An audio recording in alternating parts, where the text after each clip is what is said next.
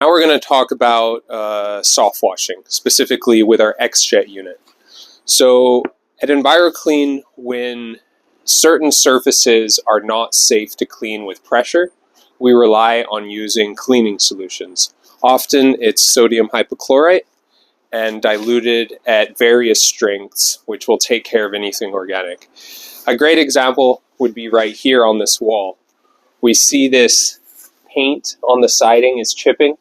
If we were to hit this with our pressure washers, this is instantly going to just, see, look, it's already flaking off with my finger. That's just going to rip to shreds. And it's going to, we'll take the green off, but we're also going to take all the paint off. And that's obviously not something that we want to do. So this would be a perfect example where soft washing would be a good choice and a safe choice.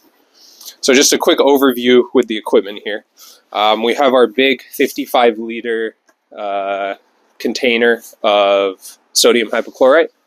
We have our dolly here, which often will strap. Here we're just at a small residential job, but if we were at a big townhouse complex and we're moving this slots, we use a zap strap to tie this to it. Then we've got our X-Jet here, and we've got our bung wrench to get us into here, and our X-Jet hose.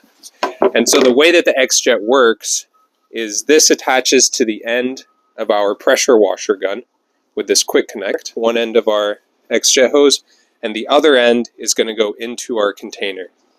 And the concept works that as the pressure washer is shooting the pressured liquid, it's also sucking through this hose.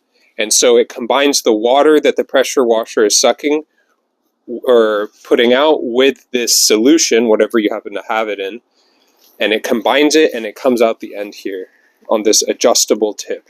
So you always want to ensure that you're closing these tightly at the end of the day, because when this spills in the vehicle, it's very corrosive. It essentially breaks down to very strong salt and water, hence sodium in the sodium hypochlorite.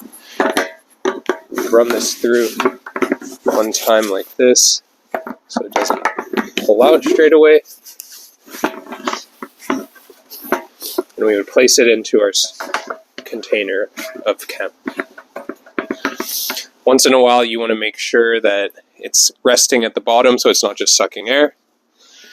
And then we would proceed to hook this up to the end of our pressure washer gun, which we'll show in a later video, and you apply your solution. And when we're soft washing, just a general rule of thumb, it's not always about the strength of the solution, but it's also about the dwell time.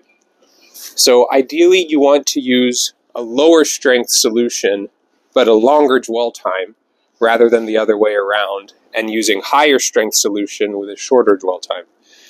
The reason for that being is we want to utilize as low of a concentration as possible, when possible, so that we aren't risking killing of vegetation, because it is easy to kill plants with this, to stain wood, and so it's very important that when we're doing this process, we're wetting down all surfaces that we don't want cleaned and that might risk being damaged.